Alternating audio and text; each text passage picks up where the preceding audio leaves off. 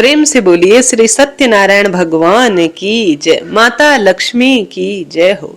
एक समय की बात है, नेमिसारणी तीर्थ में सौनक आदि सभी ऋषि मुनियों ने पुराण शास्त्र के वेता श्री सूत जी महाराज से पूछा, हे महामुनि, किस व्रत या तपस्या से मनवांछित फल की प्राप्ति होती है? उस व्रत को हम सुनना चाहते हैं, आप हमें विस्तार से कहिए। तब सूत जी महाराज बोले, इस प्रकार देव श्री नारद जी के द्वारा पूछे जाने पर भगवान कमलापति ने जैसा कहा मैं वैसा ही कहता हूँ, आप ध्यान से सुनो, आप सभी सावधान होकर सुनिएगा। एक समय योगीराज नारद जी ने लोगों के कल्याण की कामना से विविध लोकों में भ्रमण करते हुए मृत्यु लोक में वह आए और वहां उन्होंने अपने कर्म के अनुसार नाना प्रकार की योनियों में उत्पन्न सभी प्राणियों को अनेक प्रकार के कलेश दुख भोगते हुए देखा। तब वह मन में सोचने लगे कि किस उपाय से इनके दुखों का सुनिश्चित रूप से नाश हो सके। ऐसा मन में विचार करके वह विष्णु लोक में चले गए। वहां पर 4 भुजाओं वाले शंख चक्र गदा और पद्म और वनमाला से विभूषित स्वर्ण वर्ण भगवान श्री नारायण का दर्शन करके उन देवादिदेव की वह स्तुति करने लगे। नारद जी बोले, हे वाणी और मन से परे स्वरूप वाले, अनंत शक्ति भक्ति संपन्न, आदि मध्य के अंत से रहित, हे निर्गुण और सकल कल्याणमय, गुण और गुणों से संपन्न, स्थावर जगमात्मा, निखिल सृष्टि पंचक के कारण भूत और भक्तों की पीड़ा को नाश करने वाले, हे परमात्मा, आपको बारंबार नमस्कार है। स्तुति सुनने के बाद भगवान विष्णु जी ने नारद जी से कहा, हे महाभाग, आप किस प्रयोजन से यहाँ आए हैं? आपके मन में क्या है, कहिए, मैं यह सब कुछ आपको बताऊंगा। तब नारद जी बोले, हे भगवान, मृत्युलोक में अपने पाप कर्मों द्वारा विभिन्न योनियों में उत्पन्न सभी लोग बहुत प्रकार के कलेशों से दुखी हो गए हैं। हे नारद, किस लघु उपाय को करने से उनके कष्टों का निवारण हो सकता है? यदि आपके मेरे ऊपर कृपा हो तो मैं सब सुनना चाहता हूँ, आप मुझे विस्तार से बताएं। तब श्री नारायण बोले कि हे नारद जी, संसार के ऊपर अनुग्रह करने की इच्छा से आपने बड़ी ही अच्छी बात पूछी है। जिस व्रत के करने से प्राणी मोह से मुक्त हो जाता है, मैं उसे आपको बताता हूँ, आप ध्यान से सुने। हे नारद जी, स्वर्ग और मृत्युलोक में दुर्लभ भगवान सत्यनारायण का एक महान पुण्य व्रत है। आपके स्नेह के कारण इस समय मैं आपसे कह रहा हूँ। अच्छी प्रकार विधि विधान से भगवान सत्यनारायण का व्रत करके मनुष्य शीघ्र ही सभी दुखों को प्राप्त कर लेता है और परलोक में मोक्ष की प्राप्ति करता है। भगवान की ऐसी वाणी सुनकर नारद मुनि बोले, हे प्रभु, इस व्रत को करने से क्या फल मिलता है? इसे करने की क्या विधि है? इस व्रत को पहले किसने किया था? इसे कब करना चाहिए? सारी बातें विस्तार से कहें। तब श्री नारायण जी बोले, हे यह सत्यनारायण भगवान का व्रत दुख और शोक आदि का शमन करने वाला है, धन धान्य की वृद्धि करने वाला है, सौभाग्य और संतान देने वाला है और सर्वत्र विजय प्रदान करने वाला है।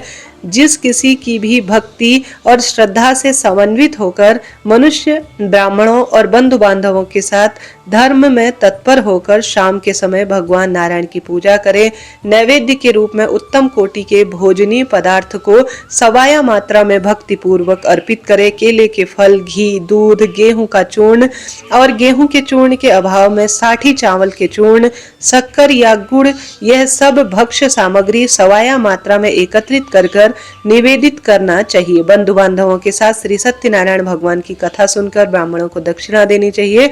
इसके बाद बंधु बांधवों के साथ ब्राह्मणों को भोजन कराएं, भक्ति पूर्वक प्रसाद ग्रहण करके नित्य और गीत के साथ आयोजन करें। इसके बाद भगवान सत्यनारायण का स्मरण करते हुए अपने घर जाएं। ऐसा करने से मनुष्य की सभी मनोकामना पूर्ण होती है। विशेष रूप से कलयुग में पृथ्वी लोक में यह सबसे छोटा उपाय है। यहाँ पर श्री सत्यनारायण भगवान का पहला अध्याय समाप्त होता है। बोलिए श्री सत्यनारायण भगवान की जय। सूत जी कहते हैं, हे ऋषियों, अब मैं पूर्व काल में जिसने सत्यनारायण भगवान के इस व्रत को किया उसका विस्तार से वर्णन कहता हूँ। रमणीय काशी नामक नगरी में कोई अत्यंत निर्धन ब्राह्मण रहता था। भूख और प्यास से व्याकुल होकर वह प्रतिदिन पृथ्वी पर भटकता था। ब्राह्मण प्रिय भगवान ने उस दुखी ब्राह्मण को देखकर एक वृद्ध ब्राह्मण का रूप धारण किया और उससे आदर पूर्वक पूछा, हे विप्रवर, अत्यंत प्रतिदिन अत्यंत दुखी होकर तुम किस लिए पृथ्वी पर भ्रमण कर रहे हो? हे द्विज श्रेष्ठ, सारी बातें मुझे बताओ, मैं सुनना चाहता हूँ। तब उस ब्राह्मण ने कहा, प्रभु मैं बड़ा ही दरिद्र ब्राह्मण हूँ और भिक्षा के लिए पृथ्वी पर घूम रहा हूँ। यदि मेरी इस दरिद्रता को दूर करने के लिए आप कोई उपाय जानते हैं तो मुझे बताइए। तब व्रत ब्राह्मण बोले, ब्राह्मण देव सत्यनारायण भगवान अभिष्ट फल को देने वाले हैं। हे विप्रवर, तुम उनके उत्तम व्रत को करो जिसे करने से मनुष्य सभी दुखों से मुक्त हो जाते हैं। व्रत करने का विधान को भी ब्राह्मण ने यत्न पूर्वक कहकर व्रत ब्राह्मण रूपधारी भगवान विष्णु अंतर ध्यान हो गए। व्रत ब्राह्मण ने जैसा कहा उस व्रत को अच्छी तरह से वैसे ही करूंगा, यह सोचते हुए उस गरीब ब्राह्मण को रात भर नींद नहीं आई। अगले दिन प्रातः काल उठकर भगवान सत्यनारायण को व्रत करूंगा ऐसा संकल्प कर वह भिक्षा के लिए चला गया। उस दिन ब्राह्मण को भिक्षा में बहुत सारा धन प्राप्त हुआ। उसी धन से उसने बंधु बांधवों के साथ भगवान सत्यनारायण का व्रत किया। इस व्रत के प्रभाव से वह श्रेष्ठ ब्राह्मण सभी दुखों से मुक्त होकर समस्त संपत्तियों से संपन्न हुआ। उस दिन से लेकर प्रत्येक महीने उन्होंने इस व्रत को किया। इस तरह भगवान सत्यनारायण के इस व्रत को करने से वह ब्राह्मण सभी पापों से मुक्त हो गया और उन्होंने दुर्लभ मोक्ष पद को प्राप्त किया। हे विप्र, पृथ्वी पर जब भी कोई मनुष्य भगवान सत्यनारायण के इस व्रत को करेगा उसी समय उसके सभी दुख नष्ट हो जाएंगे। हे ब्राह्मणों, इस प्रकार भगवान नारायण ने महात्मा नारद जी से जो कुछ भी कहा वह मैं आप लोगों से कह दिया हूँ। अब आगे मैं क्या कहूँ? हे मुनि, इस पृथ्वी पर उस ब्राह्मण से सुने हुए इस व्रत को किसने किया, यह भी हम सभी सुनना चाहते हैं। इस व्रत पर हमारी अटूट आस्था और श्रद्धा है। तब श्री सूत जी महाराज बोले, ऋषियों, पृथ्वी पर जिसने इस व्रत को किया उसे आप सुने। एक बार वह ब्राह्मण अपनी धन संपदा अनुसार बंधु बांधव और परिवार जनों के साथ व्रत किए हुए उदित हुआ। इसी बीच एक लकड़हारा वहां आ पहुंचता है। लकड़ी बाहर रखकर वह उस ब्राह्मण के घर पर जाता है। प्यास से व्याकुल वह ब्राह्मण व्रत को करते हुए उन्हें देखकर प्रणाम कर कहता है कि प्रभु, आप यह क्या कर रहे हैं? किसके करने से क्या फल मिलता है, इसकी विधि मुझे विस्तार से कहें। तब ब्राह्मण बोले कि हे भगवान, सत्यनारायण का यह व्रत है जो सभी मनोकामनाओं की पूर्ति करने वाला है। उसी व्रत के प्रभाव से मुझे यह सब धन धान्य प्राप्त हुआ है। तब उस लकड़हारे ने भी वही व्रत संपूर्ण रूप से बैठकर सत्यनारायण भगवान के व्रत की कथा सुनी। जल पीकर प्रसाद ग्रहण करके लकड़हारा वहां से चल दिया। सत्यनारायण भगवान के लिए मन में सोचने लगा, आज लकड़ी बेचकर जो भी धन प्राप्त हुआ उसी धन से भगवान सत्यनारायण का व्रत करूंगा। इस तरह मन में चिंतन करता हुआ लकड़ी का गट्ठा अपने सर पर रखकर सुंदर नगर में वह चला गया जहां पर धन संपन्न लोग रहते थे। उस दिन उसने लकड़ी का दुगना मूल्य प्राप्त किया। प्रसन्न हृदय से लौटकर पके हुए केले, फल, शर्करा, घी, दूध, गेहूं का चूर्ण सवाया मात्रा में लेकर अपने घर आया। उसके बाद उसने बंधु बांधवों को बुलाकर और विधि विधान से भगवान श्री सत्यनारायण का व्रत किया। भगवान सत्यनारायण के व्रत से इस प्रभाव से वह धन और पुत्र से संपन्न हो गया। इस लोक में अनेकों सुख को भोग कर वह भगवान श्री सत्यनारायण व्रत के प्रभाव से अंत समय में उसे वैकुंठ की प्राप्ति हुई। यहाँ पर सत्यनारायण भगवान के दूसरे अध्याय का समापन होगा। प्रेम से बोले सत्यनारायण भगवान की जय। श्री सूत जी महाराज बोले, ऋषियों, अब मैं आपसे आगे की कथा कहता हूँ, आप ध्यान से सुनो। प्राचीन काल में उल्कामुख नाम का एक राजा था। वह जितेंद्री, सत्यवादी और बुद्धिमान था। वह राजा प्रतिदिन देवालय में जाता, ब्राह्मणों को धन देकर संतुष्ट करता। कमल के समान मुख वाली उसकी धर्म पत्नी जो थी वह शील, विनय, सौंदर्य आदि गुणों से संपन्न थी और पतिपरायण थी। एक दिन राजा अपने धर्म पत्नी के साथ भद्रशिला नदी के तट पर श्री सत्यनारायण भगवान का व्रत कर रहा था। उसी समय व्यापार के लिए अनेक प्रकार के पुष्प धनराशि से संपन्न एक साधु नाम का एक बनिया वहां आ पहुंचा। भद्रशिला नदी के तट पर नाग को समर्पित करके वह राजा के पास चला जाता है और कहता है, हे राजन, आप यह भक्ति युक्त चित्त से क्या कर रहे हैं? आप किस भगवान की पूजा कर रहे हैं और इस पूजा को करने से किस फल की प्राप्ति होती है? कृपया सब कुछ बताइए, मैं इस समय सुनना चाहता हूँ। तब राजा ने कहा, हे साधु, पुत्र आदि की प्राप्ति की कामना से अपने बंधु बांधवों के साथ मैं अतुल तेज संपन्न भगवान विष्णु का व्रत और पूजन कर रहा हूँ। राजा की बातें सुनकर साधु ने आदर से कहा, हे राजन, इस विषय में आप मुझे विस्तार से बताइए। आपके कहे अनुसार मैं यह व्रत पूजन जरूर करूंगा। मुझे भी संतान नहीं है, इस व्रत को करने से मुझे भी अवश्य ही संतान प्राप्ति होगी। ऐसा विचार कर वह व्यापार से निवृत्त होकर आनंद से अपना घर आया। उसने अपनी पत्नी से संतान प्राप्ति वाले इस व्रत को विस्तार से बताया और कहा कि जब मुझे संतान प्राप्ति होगी तब मैं इस व्रत को करूंगा। इस प्रकार का वचन सुनकर उस ब्राह्मण ने अपनी पत्नी लीलावती से कहा। एक दिन उसकी लीलावती नाम की पत्नी क्षमा करें पति के साथ आनंद से ऋतुकालीन धर्माचरण से प्रवृत्त होकर भगवान श्री सत्यनारायण की कृपा से गर्भवती हो गई। 10वें महीने उसे एक सुंदर कन्या रूप में प्राप्ति हुई। वह कन्या शुक्ल पक्ष के चंद्रमा की भांति दिन प्रतिदिन बढ़ने लगी। उस कन्या का नाम कलावती रखा गया। इसके बाद एक दिन लीलावती ने अपने स्वामी से मधुर वाणी में कहा, आपने पूर्व में श्री सत्यनारायण व्रत को करने का संकल्प किया था, आप इस व्रत को क्यों नहीं कर रहे हैं? तब साधु बोला, हे विप्र, इस कन्या के विवाह के समय इस व्रत को मैं करूंगा। इस तरह से अपनी पत्नी को भली भांति आश्वस्त करके वह व्यापार के लिए दूसरे नगर की ओर चल दिया। इधर कन्या कलावती पिता के घर में बड़ी होने लगी। एक दिन उस वैश्य ने सखियों के साथ खेलती हुई अपनी कन्या को देखा और देखकर सोचा, मेरी कन्या अब विवाह के योग्य हो गई है, इसके लिए श्रेष्ठ वर की अब तलाश कर देनी चाहिए। ऐसा सोचकर अपने दूतों को भेजा। आज्ञा प्राप्त कर दूत कांचन नामक नगर गए। वहां से एक वणिक पुत्र को लेकर आए। उस साधु ने उस वणिक पुत्र को सुंदर और गुणों से संपन्न देखकर अपने जाति के लोग और बंधु बांधवों के साथ विचार विमर्श कर उस वणिक पुत्र के हाथ में अपनी कन्या को दे दिया। उस समय वह साधु बनिया दुर्भाग्य से भगवान का वह उत्तम व्रत करना भूल गया। पहले से किए गए संकल्प के अनुसार विवाह के समय व्रत न करने के कारण भगवान उससे रुष्ट हो गए। कन्या के विवाह के कुछ समय बाद व्यापार कर्म में कुशल वह साधु बनिया काल की प्रेरणा से अपने दामाद के साथ व्यापार करने के लिए समुद्र के समीप स्थित रत्ना सागरपुर नाम के सुंदर नगर में गया और वहां अपने दामाद के साथ व्यापार करने लगा। उसके बाद वह दोनों राजा चंद्रकेतु के रमणीय उस नगर में गए। उसी समय श्री सत्यनारायण भगवान ने उसे भ्रष्ट प्रतिज्ञा जानकर उसे दारुण और कठिन महान दुख प्राप्त होगा ऐसा श्राप दे दिया। एक दिन एक चोर राजा चंद्रकेतु के धन को चुरा कर वहीं आया। वहां वे दोनों साधु और उनका दामाद थे। अपने पीछे दौड़ते हुए सैनिकों को देखकर भयभीत चित्त से चोर धन को वहीं छोड़कर शीघ्र ही छिप गए। थोड़ी ही दूर पर जाकर राजा के सैनिक वहां आए और वहां पर उस साधु वैश्य को पाया। राजा के धन को वहां देखकर उन दोनों ने कहा और उन सैनिकों ने चोर समझकर उसे पकड़ लिया।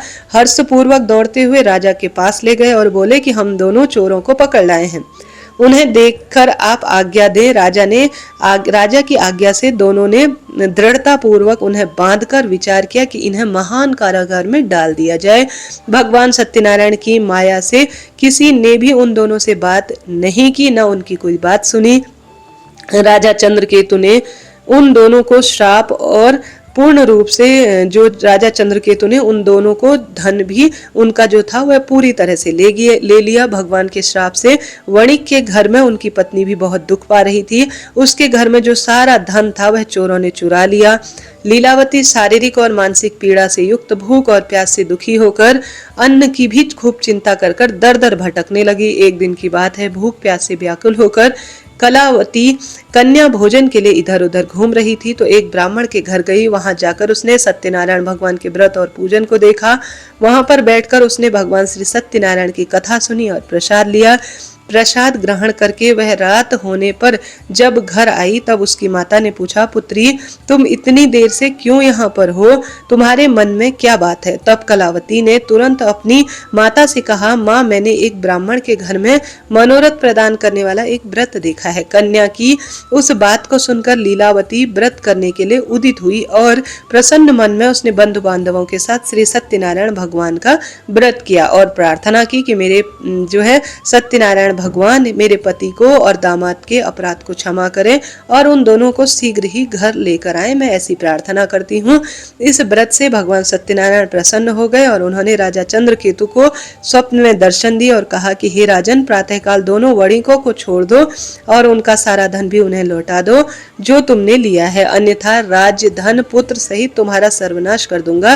राजा को सपने में ऐसा कहकर भगवान श्री सत्यनारायण अंतर्ध्यान हो गए। प्रातःकाल राजा ने अपने सभासदों के साथ सभा में बैठाकर अपना स्वप्न लोगों को बताया और कहा कि दोनों बंदी वाणिक पुत्रों को शीघ्र ही मुक्त कर दो। राजा की बातें सुनकर वह राजकुमार और राजपुरुष दोनों महाजनों को पूर्ण रूप से बंधक मुक्त करके राजा के सामने आए। विनय पूर्वक बोले, महाराज, बेड़ी बंधन से मुक्त करके दोनों वणिक पुत्रों को यहाँ ले आए हैं। राजा के सामने आकर दोनों वणिक भय के कारण कुछ बोल नहीं सके। तब राजा ने दोनों को देखकर आदर से कहा कि आप लोग भयभीत ना हो, आप लोगों को प्रारब्धवश यह महान दुख भोगना पड़ा है, इस समय भय का कोई कारण नहीं है। ऐसा कहकर उनकी बेड़ी खुलवा दी गई और वस्त्र, अलंकार आदि देकर उन्हें संतुष्ट किया गया। सामने बुलाकर उन्हें अत्यधिक आनंदित किया गया। पहले जो उनका धन लिया था उन्हें दुगना करके लौटा दिया गया और फिर राजा ने कहा, हे साधु, अब आप अपने घर जाइए। राजा को प्रणाम करके आपकी कृपा से हम जा रहे हैं, ऐसा कहकर दोनों महान वेशधारी अपने अपने घर की ओर प्रवेश किए। वहां पर सत्यनारायण कथा के तीसरे अध्याय का यहाँ पर समापन हुआ। प्रेम से बोलिए श्री सत्यनारायण भगवान की जय हो। सूत जी कहते हैं, हे ऋषियों, कारागार से छूटने के बाद वह साधु बनिया मंगलाचार्य कर कर और ब्राह्मणों को कुछ धन देकर अपने नगर की ओर चल दिए। साधु के दूर जाने तक लोगों पर भगवान सत्यनारायण की सत्यता की परीक्षा लेने के लिए उनके पास आए और उनसे पूछा, तुम्हारी नाव में क्या है? अपने धन के मद में चूर दोनों महाजनों ने अवहेलना पूर्वक हंसते हुए कहा, आप ऐसा क्यों कह रहे हैं? क्या कुछ द्रव्य लेने की इच्छा है? हमारी नाव में तो केवल पत्ते और लता ही भरे हुए हैं। ऐसी वाणी सुनकर तुम्हारी वाणी सत्य हो जाए, ऐसा कहकर दंडी स्वामी का रूप धारण किए हुए भगवान कुछ दूर जाकर बैठ गए। दंडी के चले जाने पर नित्य कार्यों के बाद उतराई हुई अर्थात जल के ऊपर की जो नाव थी वह देखकर साधु आश्चर्य में पड़ गए। उन्होंने जाकर देखा तो उनकी नौका में सचमुच लता पत्र भरे थे। यह देखकर मूर्छित होकर पृथ्वी पर वह गिर पड़े। कुछ देर बाद जब उनकी चेतना वापस आई तब चिंता करके रोने पीटने लगे। तब उनका दामाद कहने लगा, आप शोक न करें, ऐसा लगता है उन दंडी के श्राप के कारण ही हमारी नाव का यह हाल हुआ है। इस स्थिति में चाहे जो भी हो सब कुछ हमें कर लेना चाहिए, अतः हमें उन्हीं की शरण में जाना चाहिए।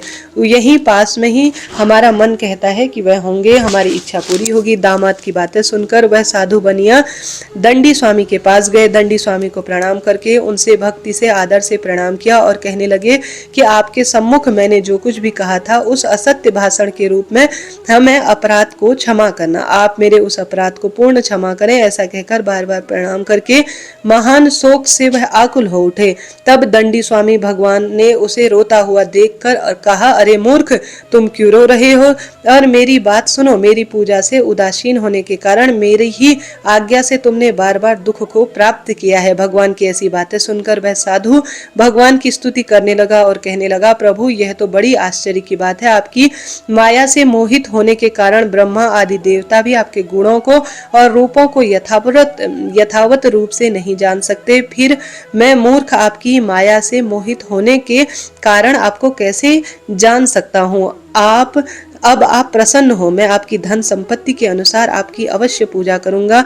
मैं आपकी शरण में आया हूँ और मैं क्षमा प्रार्थी हूँ अपने कुकर्मों के लिए। मेरा जो नौका में स्थित पूरा धन था उसको आप रक्षा करें। तब उस बनिए की भक्ति युक्त वाणी सुनकर भगवान जनार्दन संतुष्ट हो गए। भगवान हरि उसे अभिष्ट वर प्रदान करके वहीं पर अंतर्ध्यान हो गए। उसके बाद वह साधु अपनी नौका में चढ़ा और भाव धान्य से परिपूर्ण होकर धन धान्य युक्त हुआ और यह देखकर भगवान सत्यनारायण की जय जयकार करने लगा। भगवान सत्यनारायण कृपा से हमारा मनोरथ सफल हो जाए, ऐसा कहकर स्वजनों के साथ उसने वहीं पर भगवान की पूजा की। भगवान श्री सत्यनारायण की कृपा से आनंद से परिपूर्ण हुआ। फिर नौका को प्रयत्न पूर्वक संभाल कर उसने अपने देश के लिए प्रस्थान किया। तब साधु बनिया ने अपने दामाद से कहा, यह देखो हमारी नगरी दिखाई दे रही है उसके बाद उसने अपने धन के रक्षक दूत को अपने आगमन का समाचार देने के लिए अपनी नगरी में भेजा। उसके बाद उस दूत की नगरी में जाकर साधु की पत्नी को देखकर हाथ जोड़कर उसने प्रणाम किया और अभिष्ट बात कही कि सेठ जी और आपके दामाद बंधु बांधवों के साथ बहुत सारा धन संपदा लेकर नगर के निकट पधार चुके हैं। जिस समय दूत वह समाचार लेकर आया उस समय उसकी पत्नी सत्यनारायण भगवान का पूजन कर रही थी। तब वह अपनी पुत्री से बोला कि मैं अपने पति के दर्शन के लिए जा रही हूँ, तुम भी पूजा करके और प्रसाद ग्रहण करके शीघ्र ही आ जाना। माता का ऐसा वचन सुनकर पूजा समाप्त कर लेकिन बिना प्रसाद लिए ही कलावती अपने पति के दर्शन करने के लिए शीघ्रता से तुरंत चल पड़ी, जिससे भगवान श्री सत्यनारायण रुष्ट हो गए। उसने अपने पति को नौका को धन के साथ जल में डूबता हुआ पाया, जिसके बाद कलावती कन्या अपने पति को न देखकर महान शोक से रुदन करती हुई पृथ्वी पर गिर पड़ी। नाव का आदर्शन और कन्या को अत्यंत दुखी देखकर भयभीत मन से साधु बनिया ने सोचा, यह सब क्या आश्चर्य है। नाव का संचालन करने वाले भी सभी बड़े बड़े चिंतित हो गए। इसके बाद कलावती अपनी कन्या को देखकर व्याकुल हो उठी और दुख से विलाप करती हुई अपने पति से कहने लगी, अभी अभी नौका के साथ मेरे दामाद कैसे अदृश्य हो रहे हैं, न जाने किस देवता की उपेक्षा हुई है, नौका हरण कर लिया गया है अथवा श्री सत्यनारायण भगवान का महत्व कौन जान सकता है। ऐसा कहकर वह जोर जोर से विलाप करने लगी। तब कलावती कन्या अपने पति के नष्ट हो जाने से दुखी हो गई और पति की पादुका लेकर उनका अनुगमन करने का उसने मन में निश्चय कर लिया। कन्या के इस प्रकार के आचरण को देखकर भार्या सहित धर्मज्ञ साधु बनिया अत्यंत शोक से संतृप्त हो गया और सोचने लगा, या तो भगवान सत्यनारायण ने यह सब किया है अथवा हम सभी भगवान सत्यनारायण की माया से मोहित हो गए हैं। अपनी धन शक्ति के अनुसार मैं भगवान सत्यनारायण की अब विशेष पूजा करूंगा, सभी को बुलाकर। और इस प्रकार कहकर उसने अपने मन से इच्छा प्रकट की। बार बार भगवान सत्यनारायण को प्रणाम किया। इससे दिनों के प्रतिपालक भगवान सत्यनारायण तुरंत प्रसन्न हो गए और उन्होंने कहा, तुम्हारी कन्या प्रसाद छोड़कर अपने पति के दर्शन को आई है, इस कारण उसका पति अदृश्य हो गया है। यदि घर जाकर प्रसाद ग्रहण करके आए तो साधु बनिया तुम्हारी पुत्री पति को प्राप्त करेगी, इसमें जरा भी संशय नहीं है। इस प्रकार की आकाशवाणी को सुनकर कलावती शीघ्र ही घर गई। उसने प्रसाद ग्रहण किया, भगवान सत्यनारायण की पूजा की और पुनः आकर स्वजनों और अपने पति को देखा। और कलावती कन्या ने अपने पिता से कहा कि अब तो हमें घर चलना चाहिए, अब हम विलंब क्यों कर रहे हैं। कन्या की यह बातें सुनकर वह बड़ी संतुष्ट हो गया। उसने वहीं पर विधि विधान से भगवान सत्यनारायण का पूजन किया और फिर वह धन और बंधु बांधवों के साथ अपने घर गया। उसके बाद पूर्णिमा और संक्रांति पर्वों पर भगवान सत्यनारायण का पूजन करता रहा और इस लोक में अनेक सुखों को भोगकर अंत में वह सत्यपुर बैकुंठ में चला गया। यहाँ पर सत्यनारायण भगवान के चौथे अध्याय की कथा का समापन हुआ। प्रेम से बोलिए श्री सत्यनारायण भगवान की जय हो। श्री सूत जी महाराज आगे कहते हैं, हे ऋषियों, अब मैं आगे की कथा कहता हूँ, आप ध्यान से सुनो। एक समय प्रजापालक करने में तत्पर तुंगध्वज नाम का एक राजा था। उसने सत्यदेव के प्रसाद का परित्याग करके महान दुख प्राप्त किया। एक बार वह वन में जाकर वहां से बहुत सारे पशुओं को मारकर वट वृक्ष के नीचे ले आया। वहां पर उसने देखा गोपगण बंधु बांधवों के साथ संतुष्ट होकर भक्ति पूर्वक से सत्यदेव भगवान का पूजन कर रहे हैं। अहंकार के कारण नहीं तो राजा ने पूजा में सम्मिलित होना ठीक समझा और नहीं भगवान को प्रणाम किया। पूजन के बाद जब सभी गोपगण भगवान का प्रसाद लेकर राजा के समीप आए तब उसने प्रसाद भी ग्रहण नहीं किया और बिना प्रसाद ग्रहण करे अपने राज्य में वह लौट गया। इधर राजा को प्रसाद का परित्याग करने से महान दुख प्राप्त हुआ। उसका संपूर्ण धन धान्य नष्ट हो गया, सारे पुत्र नष्ट हो गए। तब राजा के मन में निश्चय किया कि वह अवश्य ही भगवान सत्यनारायण की पूजा की अवहेलना करने के कारण मुझे यह महान दुख किसी न किसी रूप में खूब प्राप्त हो गया है, इसलिए मुझे वापस वहीं जाना चाहिए श्री सत्यनारायण का पूजन जहां हो रहा हो। ऐसा मन में निश्चय कर राजा गोप गणों के साथ समीप पहुंचा। उसने गोप गणों के साथ श्रद्धा भक्ति युक्त होकर विधि पूर्वक भगवान सत्यनारायण की विशेष पूजा की। सत्यनारायण की कृपा से पुनः धन और संपन्न और पुत्रों से संपन्न वह हो गया और इस लोक में सभी सुखों का उपभोग कर अंत में वह बैकुंठ को प्राप्त हुआ। आगे श्री सूत जी कहते हैं, जो भी भक्ति पूर्वक इस परम दुर्लभ सत्यनारायण व्रत को करता है वह पुण्यमय फल की प्राप्ति करता है। भगवान की कथा को भक्ति युक्त होकर सुनता है, उसे सत्यनारायण भगवान की कृपा से धन धान्य खूब मिलता है। दरिद्र धनवान हो जाता है, बंधनों में पड़ा हुआ बंधन से मुक्त हो जाता है, डरा हुआ भय से मुक्त होता है। यह सत्य बात है, इसमें जरा भी संशय नहीं है। इस लोक में वह सभी इच्छित फलों को प्राप्त करता है और अंत में वैकुंठ की प्राप्ति करता है। हे ब्राह्मणों, इस प्रकार मैंने आपसे सत्यनारायण के व्रत को कहा, जिसे करने से मनुष्य सभी दुखों से मुक्त हो जाता है। कलयुग में तो भगवान सत्यदेव की पूजा विशेष फल देने वाली है। भगवान विष्णु को ही कुछ लोग काल, कुछ लोग सत्य, कोई इसी और कोई सत्यदेव या कोई सत्यनारायण के नाम से जानते हैं। अनेक रूप धारण करके भगवान सत्यनारायण सभी मनोरथ सिद्ध करते हैं। कली काल में सत्यनारायण भगवान ही सत्य व्रत रूप धारण कर कर सभी मनोरथ पूर्ण करते हैं। हे श्रेष्ठ मुनियों, जो व्यक्ति नित्य भगवान सत्यनारायण को इस व्रत को कथा पढ़ता, सुनता, सुनाता है, दूसरों को सुनाता है, भगवान सत्यनारायण की कृपा से उसके सभी पाप नष्ट हो जाते हैं। सूत जी महाराज कहते हैं, ऋषियों, पूर्व काल में जिन लोगों ने भगवान सत्यनारायण का व्रत किया, वह अब अगले जन्म का मैं वृतांत कहता हूँ, आप ध्यान से सुनो। महान प्रज्ञा संपन्न सतानंद नाम के ब्राह्मण सत्यनारायण व्रत करने के प्रभाव से दूसरे जन्म में सुदामा नाम के ब्राह्मण हुए और उस जन्म में भगवान श्री कृष्ण का ध्यान करके उन्हें मोक्ष की प्राप्ति हुई।